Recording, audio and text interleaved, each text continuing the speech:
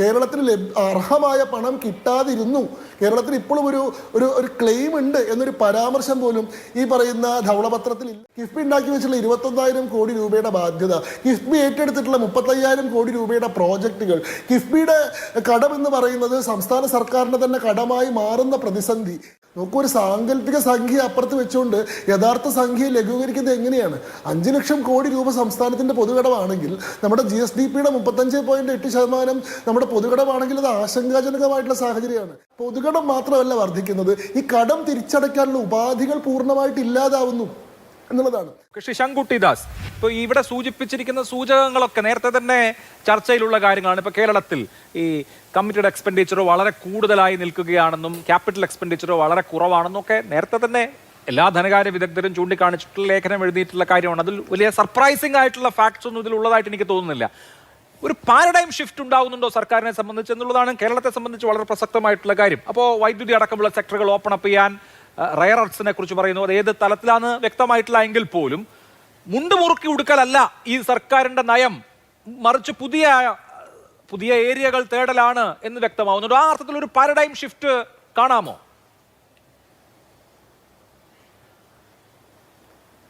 അങ്ങനെ പ്രതീക്ഷ വയ്ക്കാൻ പറ്റും എന്നാണ് എനിക്ക് പ്രഥമദൃഷ്ട്യാ തോന്നുന്നത്. കാരണം ഇതൊരു കുറച്ചുകൂടി ആത്മാർത്ഥമായിട്ടുള്ള ഒരു പരിശ്രമമാണ് എന്നാണ് ഞാൻ വിലയിരുത്തുന്നത്. അതുകൊണ്ട് തന്നെ ആദ്യം തന്നെ ഈ ധവളപത്രത്തെ പുറത്തിറക്കാനുള്ള തീരുമാനത്തെ BJP പ്രതിനിധി എന്നുള്ള രീതിയിൽ ഞാൻ സ്വാഗതം ചെയ്യുകയാണ്. സത്യസന്ധമായി ആത്മാർത്ഥമായി സംസ്ഥാനത്തിൻ്റെ ധനകാര്യ സ്ഥിതിയെ പറ്റി പഠിക്കുകയും അത് പൊതുജനങ്ങൾക്ക് മുമ്പിൽ അവതരിപ്പിക്കുകയും ചെയ്യുക എന്നുള്ളത് ഇവിടെയുള്ള പ്രശ്നത്തെ പരിഹരിക്കുന്നതിൻ്റെ ആദ്യത്തെ പടിയാണ് എന്നതുകൊണ്ട് തന്നെ അത് കുറെ കൂടി സത്യസന്ധമായി ചെയ്യാൻ ശ്രമിച്ചിട്ടുണ്ട് എന്നുള്ളതാണ് എൻ്റെ പ്രാഥമികമായിട്ടുള്ള വിലയിരുത്തൽ.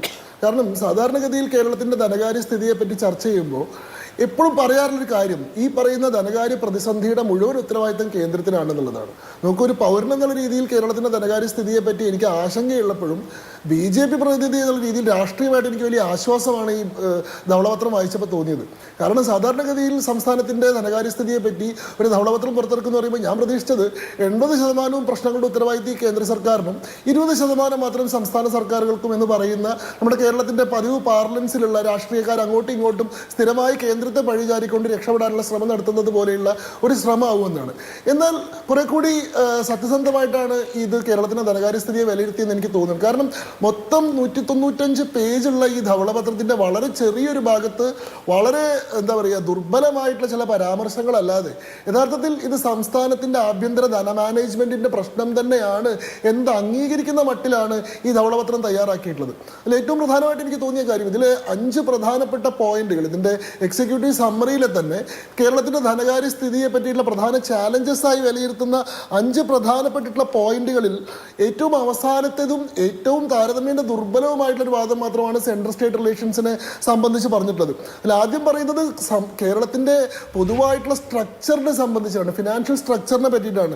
ഈ റിപ്പോർട്ടിൽ നിന്ന് തന്നെ ഉദ്ധരിക്കുകയാണെങ്കിൽ the problem of Kerala is not merely a cash flow problem but a structural financial crisis എന്നാണ് പറയുന്നത്. ഇത് ഘടനാപരമായിട്ടുള്ളൊരു പ്രശ്നമാണ്. അതുകൊണ്ട് എന്ത് സംഭവിക്കുന്നു? അതുകൊണ്ട് പുതിയ തലമുറയുടെ ആവശ്യങ്ങൾക്കനുസരിച്ച് വേണ്ടതായിട്ടുള്ള കാര്യങ്ങൾ ചെയ്യാൻ സംസ്ഥാനത്തിന് കഴിയാത്ത സാഹചര്യം ഉണ്ടാകുന്നു, വലിയ തരത്തിലുള്ള അൺഎംപ്ലോയ്മെൻറ്റുകൾ ഉണ്ടാകുന്നു. അതേപോലെ തന്നെ ഘടനാപരമായിട്ടുള്ള പ്രശ്നങ്ങൾ കൊണ്ട് എന്ത് സംഭവിക്കുന്നു? ഇപ്പോൾ ഗോപൻ ഇവിടെ പറയുന്നത് 6 ലക്ഷം കോടി എന്ന് പറഞ്ഞെടുത്ത് 5 ലക്ഷം കോടി ആയത് വലിയ ആശ്വാസമാണ് എന്നുള്ളതാണ്. നോക്കൂ, ഒരു സാങ്കല്പിക സംഖ്യ അപ്പുറത്ത് വെച്ചുകൊണ്ട് യഥാർത്ഥ സംഖ്യയെ ലഘൂകരിക്കുന്നത് എങ്ങനെയാണ്? 5 ലക്ഷം കോടി രൂപ സംസ്ഥാനത്തിൻ്റെ പൊതുകടമാണെങ്കിൽ നമ്മുടെ GSDPയുടെ 35.8% നമ്മുടെ പൊതുകടമാണെങ്കിൽ അത് ആശങ്കാജനകമായിട്ടുള്ള സാഹചര്യമാണ്. കാരണം ഒരു യഥാർത്ഥ ഫിനാൻഷ്യൽ മോഡലിൽ എപ്പോഴും GSDPയുടെ 30% താഴേക്ക് നമ്മുടെ പൊതുകടത്തെ നിലനിർത്താനുള്ള ശ്രമങ്ങൾ എല്ലാവരും നടത്താറുണ്ട്. ഇപ്പോൾ ഇന്ത്യയുടെ തന്നെ നാഷണൽ ആവറേജ് എടുത്തു കഴിഞ്ഞാൽ മറ്റ് സംസ്ഥാനങ്ങളുടെ എടുത്തു കഴിഞ്ഞാൽ 29% എല്ലാ സംസ്ഥാനങ്ങളും നിലനിർത്തുന്നത്. അത് കടന്നു വല്ലാതെ മുകളിലേക്ക് പോകുന്നു. മാത്രമല്ല പൊതുകടം മാത്രമല്ല വർദ്ധിക്കുന്നത്, ഈ കടം തിരിച്ചടയ്ക്കാനുള്ള ഉപാധികൾ പൂർണ്ണമായിട്ട് ഇല്ലാതാവുന്നു എന്നുള്ളതാണ്. അവിടെയാണ് നമ്മൾ നേരത്തെ പറഞ്ഞ പ്രശ്നമുള്ളത്. മൊത്തം റവന്യൂ റെസീപ്സിൻ്റെ 77% നമ്മൾ ഈ പറയുന്ന എന്താ പറയുക ശമ്പളം, അതേപോലെ തന്നെ പെൻഷൻ, അതേപോലെ തന്നെ പലിശ എന്നിങ്ങനെയുള്ള എക്സ്പെൻഡിച്ചറുകൾക്ക് വേണ്ടിയിട്ടാണ് ചെലവഴിക്കുന്നത്. അത് തിരിച്ചു വരുന്ന എക്സ്പെൻഡിച്ചർ അല്ല, അതൊരു മൂലധന നിക്ഷേപമല്ല. നമുക്ക് ഭാവിയിലെങ്കിലും തിരിച്ച് പണം കിട്ടാൻ സാധിക്കുന്ന മൂലധന നിക്ഷേപത്തിനാവട്ടെ കേവലം 1.2% നിക്ഷേപം മാത്രമാണ് നമ്മൾ നടത്തുന്നതെന്ന് കാണുന്നു. പലിശ അടയ്ക്കാൻ മാത്രം നമ്മൾ 21% നീക്കി വെക്കുന്നു എന്ന് വേണം. അതായത് 97,000 കോടി രൂപ റിട്ടേൺസ് ഇല്ലാത്ത എക്സ്പെൻഡിച്ചർ ആയിട്ടാണ് കേരളം നീക്കി വെക്കുന്നത് എന്നുള്ളതാണ്.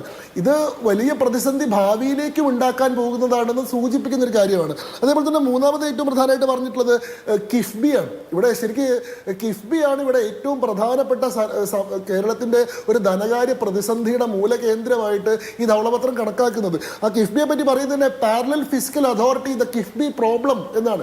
കിഫ്ബി ഉണ്ടാക്കി വെച്ചിട്ടുള്ള പ്രശ്നം, കിഫ്ബി ഉണ്ടാക്കി വെച്ചിട്ടുള്ള 21,000 കോടി രൂപയുടെ ബാധ്യത, കിഫ്ബി ഏറ്റെടുത്തിട്ടുള്ള 35,000 കോടി രൂപയുടെ പ്രോജക്റ്റുകൾ, കിഫ്ബിയുടെ കടം എന്ന് പറയുന്നത് സംസ്ഥാന സർക്കാരിന് തന്നെ കടമായി മാറുന്ന പ്രതിസന്ധി.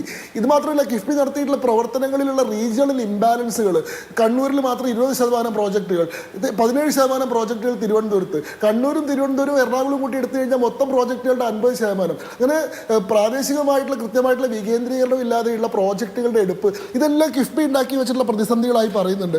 അതേപോലെ തന്നെ ഈ ഡെഡ് വെയിറ്റ് ഓഫ് PSUs, അതാണ് പിന്നെ ഏറ്റവും വലിയ പ്രതിസന്ധിയായിട്ട് പറയുന്നത്.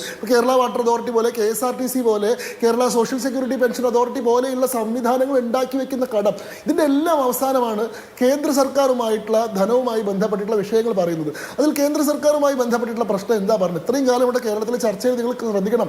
ഇടതുപക്ഷത്തിന്റെ സർക്കാർ ഉണ്ടായിരുന്ന സമയത്ത് പറഞ്ഞിരുന്നത് കേരളത്തിന്റെ ആകെ സാമ്പത്തിക പ്രതിസന്ധിയുടെ പൂർണ്ണമായിട്ടുള്ള ഉത്തരവാദിത്വം കേന്ദ്രത്തിൽ നിന്ന് കിട്ടാനുള്ള പണം കിട്ടാത്തതാണ്, ലക്ഷക്കണക്കിന് കോടി രൂപയുടെ പണമാണ് കിട്ടാനുള്ളത് എന്നുള്ളതാണ്. എന്നാൽ കേന്ദ്രത്തിൽ നിന്ന് എന്തെങ്കിലും ഒരു പണം കേരളത്തിന് അർഹമായ പണം കിട്ടാതിരുന്നു.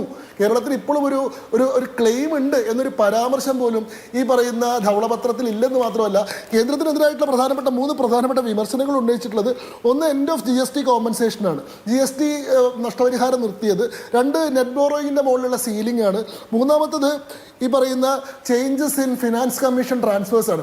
ഈ 3 കാര്യം നമുക്കറിയാം. അതായത് GST കോമ്പൻസേഷൻ എന്ന് പറയുന്നത് എല്ലാ കാലത്തേക്കും വേണ്ടി ഏർപ്പെടുത്തിയതായിരുന്നില്ല, 5 വർഷത്തേക്ക് വേണ്ടി ഏർപ്പെടുത്തിയതായിരുന്നു. 2017 GST രൂപീകരിക്കുന്ന സമയത്ത് GST കൗൺസിൽ, ഞാൻ മുഴുവൻ പറയട്ടെ, സംസ്ഥാനങ്ങൾ കൂടി ഉൾപ്പെടുന്ന GST കൗൺസിലാണ് തീരുമാനിച്ചത് 2015-16 വർഷത്തിന്റെ ബേസ് ടാക്സേഷൻ എത്രയാണെന്ന് വെച്ചാൽ അതിന്റെ 14% ഓരോ വർഷവും സംസ്ഥാനങ്ങൾക്ക് അധിക വരുമാനമായി കിട്ടും. അങ്ങനെ അധിക വരുമാനം കിട്ടാത്ത വർഷങ്ങളിൽ ആ വരുമാനം, ആ കുറവ് വരുന്ന വരുമാനം 5 വർഷത്തേക്ക് കേന്ദ്ര സർക്കാർ തരും. 5 വർഷത്തിനുള്ളിൽ ബദൽ ധനാഗമന മാർഗങ്ങൾ മറ്റ് സംസ്ഥാനങ്ങൾ കണ്ടെത്തണം എന്നുള്ളതായിരുന്നു. ഇത് 2022 വരെ കേന്ദ്രം നടത്തി. ഈ പറയുന്ന കോവിഡ് പ്രതിസന്ധിയുടെ സമയത്ത് പോലും ഈ പറയുന്ന GST കോമ്പൻസേഷൻ നിർത്തലാക്കുകയല്ല ചെയ്തത്, കടമെടുത്തിട്ട് പോലും കേന്ദ്രം കൊടുത്തിരുന്നു. 2022 ആയപ്പോഴേക്കും മറ്റ് സംസ്ഥാനങ്ങൾ ധനാഗമന മാർഗങ്ങൾ ഉണ്ടാക്കി. കേരളം ഇപ്പോഴും GST കോമ്പൻസേഷൻ 2022 നിർത്തിയെന്നതിൽ പരിതപിച്ചുകൊണ്ടിരിക്കുകയാണ്. രണ്ടാമത്തെ പ്രശ്നം എന്താണ്? ഈ പറയുന്ന നെറ്റ് ബോറോയിങ് സീലിംഗ് ആണ്. കടമെടുക്കൽ പരിധിയിൽ കേന്ദ്രം വരുത്തിയിട്ടുള്ളതാണ്. ഇത് കേന്ദ്രം വരുത്തിയിട്ടുള്ളതല്ല, ഇത് ഭരണഘടനയുടെ ആർട്ടിക്കിൾ 293 പ്രകാരമുള്ള സ്റ്റിപ്പുലേഷനാണ്. ആ സ്റ്റിപ്പുലേഷന്റെ അടിസ്ഥാനത്തിൽ ഉണ്ടാക്കിയിട്ടുള്ള നിയമത്തിലാണ് മൊത്തം GSDPയുടെ 3% മാത്രമേ പലിശ കടമായിട്ട് എടുക്കാൻ പറ്റുള്ളൂ എന്ന് പറയുന്നത്. കേരളത്തിൽ കടമെടുക്കൽ പരിധി കൂട്ടിക്കൊടുത്തിട്ടുണ്ട്, 3.5% കൂട്ടിക്കൊടുത്തു. പിന്നീട് ക്രമേണ ഘട്ടം ഘട്ടമായിട്ട് ഓരോ സമയത്തും കൂട്ടിക്കൊടുത്തിട്ടുണ്ട്. ഇതിന്റെ അപ്പുറത്തേക്ക് ഈ പറയുന്ന സംസ്ഥാനങ്ങൾ കടമെടുത്ത് കൂട്ടിയാൽ ആ പറയുന്ന പ്രതിസന്ധിക്ക് അവസാനം കേന്ദ്രത്തിന്റെ ഉത്തരവാദിയാവും, കേന്ദ്രം തിരിച്ചടക്കേണ്ടി വരും എന്നുള്ളതുകൊണ്ടാണ് ഇങ്ങനെ റെഗുലേഷൻ ഉള്ളത്. മൂന്നാമത്തെ ഏറ്റവും പ്രധാനപ്പെട്ട കാര്യം, അതുകൂടി ഞാൻ പറഞ്ഞു തീർക്കാം. അതായത് ഫിനാൻസ് കമ്മീഷന്റെ ഈ പറയുന്ന ട്രാൻസ്ഫേഴ്സിലുള്ള വ്യതിയാനങ്ങളെ സംബന്ധിച്ചാണ് പറയുന്നത്. പക്ഷേ യഥാർത്ഥത്തിൽ നമ്മൾ കണക്ക് നോക്കിക്കഴിഞ്ഞാൽ ഈ പറയുന്ന UPA സർക്കാരിന്റെ കാലത്തുണ്ടായിരുന്ന ഫിനാൻസ് കമ്മീഷനുകളെക്കാൾ കൂടുതലാണ് നരേന്ദ്രമോദി സർക്കാരിന്റെ കാലത്തുണ്ടായിട്ടുള്ള ഫിനാൻസ് കമ്മീഷനുകളിൽ നിന്ന് കേന്ദ്ര സംസ്ഥാനത്തിന് കിട്ടിയത് നമുക്ക് കാണാൻ സാധിക്കും. ഒന്നാമത് ഈ പറയുന്ന ഡിവിസിബിൾ പൂളിൽ തന്നെ വ്യത്യാസം ഉണ്ടായി. ഈ പറയുന്ന 13ാം ധനകാര്യ കമ്മീഷന്റെ കാലത്ത് 2014 മുൻപേ ഉള്ള 13ാം ധനകാര്യ കമ്മീഷന്റെ കാലത്ത് ഈ പറയുന്ന മൊത്തം നികുതിയുടെ ഡിവിസിബിൾ പൂൾ എന്ന് പറയുന്നത് കേവലം 31% മാത്രമായിരുന്നു. അത് മാത്രമേ ഡിവൈഡ് ചെയ്ത് കൊടുക്കേണ്ടിയിരുന്നുള്ളൂ. എന്നാൽ 15ാം ധനകാര്യ കമ്മീഷന്റെ കാലമായപ്പോഴേക്കും അത് 42% വർദ്ധിച്ചു. മൊത്തം നികുതി വരുമാനത്തിന് 42% സംസ്ഥാനങ്ങൾക്ക് വിധിച്ചു കൊടുക്കാൻ തുടങ്ങി. അതേപോലെ തന്നെ ഹോറിസോണ്ടൽ ആയിട്ടുള്ള ഡിസ്ട്രിബ്യൂഷൻ നോക്കിക്കഴിഞ്ഞാൽ ഈ 13ാം ധനകാര്യ കമ്മീഷന്റെ കാലത്ത് 2.4% കേരളത്തിന് കിട്ടിയിരുന്നെങ്കിൽ 16ാം ധനകാര്യ കമ്മീഷന്റെ കാലത്ത് അത് 2.8% വരുമാനം വർദ്ധിക്കുകയാണ് ചെയ്തിട്ടുള്ളത്. അതിൽ ടാക്സ് ഡെവല്യൂഷൻ വഴി UPA സർക്കാരിന്റെ കാലത്ത് 46,000 കോടിയും ഗ്രാൻഡ് എയ്ഡ് വഴി 25,630 കോടിയും ആകെ കൂട്ടിയിട്ട് ആകെ 72,000 കോടിയാണ് ആ 10 വർഷം കൊണ്ട് കിട്ടിയതെങ്കിൽ 2014-2024 കാലഘട്ടത്തിൽ ടാക്സ് ഡെവല്യൂഷൻ വഴി മാത്രം 1,50,000 കോടിയും ഗ്രാൻഡ് എയ്ഡ് പ്രകാരം 1,56,000 കോടി അടക്കം ആകെ ടോട്ടൽ സെൻട്രൽ ട്രാൻസ്ഫർ 3.2 ലക്ഷം കോടിയാണ്. 72,000 കോടിയിൽ നിന്ന് 3.2 ലക്ഷം കോടിയായിട്ട് വർദ്ധിച്ചു പറഞ്ഞാൽ 2 ഇരട്ടിയായിട്ട് വർദ്ധിച്ചു. ടാക്സ് ഡെവല്യൂഷൻ 224% വർദ്ധിച്ചു, ഗ്രാൻഡ് എയ്ഡ് 458% വർദ്ധിച്ചു. അപ്പോൾ ഈ പറയുന്ന 3 കാര്യങ്ങൾക്കും കൃത്യമായിട്ടുള്ള മറുപടി കൊണ്ട് കണക്കുകൾ കൊണ്ട് നമുക്ക് ബോധ്യപ്പെടാൻ സാധിക്കും. എന്നാൽ ഇത് കേന്ദ്രത്തെ പറയാതെ പോകാൻ കഴിയില്ലല്ലോ എന്നുള്ള കേരളത്തിന്റെ സാഹചര്യത്തിൽ ചിലത് പറഞ്ഞു എന്നല്ലാതെ യഥാർത്ഥത്തിൽ ഇവിടുത്തെ ഈ ധവളപത്രം അഡ്രസ് ചെയ്തിട്ടുള്ള പ്രശ്നം എന്താണ്?